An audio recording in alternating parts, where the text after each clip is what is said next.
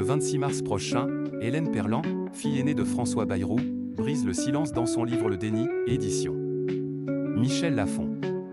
Entre révélations sur les mécanismes du traumatisme et confidences sur son enfance dans l'ombre d'un homme politique omniprésent, elle évoque aussi ce qu'elle a longtemps eu du mal à accepter chez son père. Et ne voulait pas faire trop d'ombre aux témoignages des autres victimes de Notre-Dame de Bétarame, alors elle a attendu.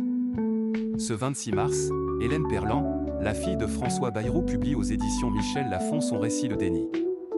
Dans cet ouvrage de 264 pages, elle y explore les mécanismes qui réduisent les victimes de violences au silence et livre une réflexion intime et analytique du phénomène de déni, nourrie par sa propre histoire. En avril 2025, en pleine affaire Bétarame, elle avait révélé avoir elle-même été victime de violences, à la grande surprise de son propre père. Un traumatisme dont elle décrypte aujourd'hui les prolongements. Le déni, loin de disparaître, se mue en traumatisme, écrit-elle, pouvant transformer la victime en agresseur ou en témoin aveugle face à d'autres violences. Être la fille d'un homme politique n'a jamais eu rien d'anodin pour Hélène Perlan, née en 1972. Surtout lorsque ce père s'appelle François Bayrou et est une figure locale et nationale, exposée depuis toujours.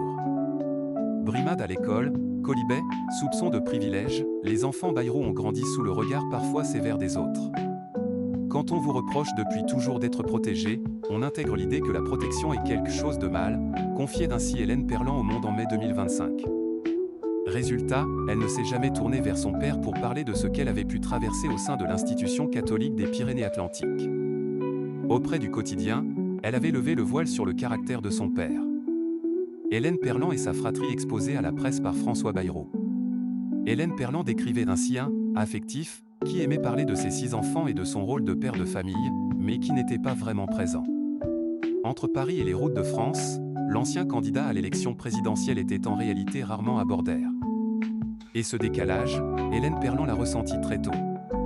Elle raconte ses photos offertes à la presse, ces clichés familiaux qui la mettaient, elle et ses frères et sœurs, dans des rages folles. Une exposition subie, alors même que l'engagement politique de leur père pesait déjà lourd dans leur quotidien. Ils n'ont jamais caché combien cette vie publique les avait affectés. C'est d'ailleurs pour cela qu'aucun d'entre eux ne s'expose aujourd'hui publiquement et qu'elle a changé de nom de famille.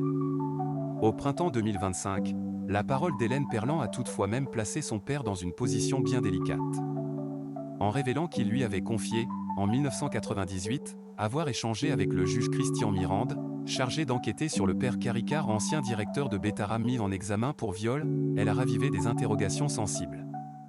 Qu'il se débrouille maintenant.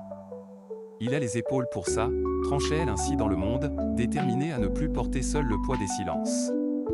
10 mois plus tard, Hélène Perlan, avec son livre, ne règle pas seulement des comptes familiaux.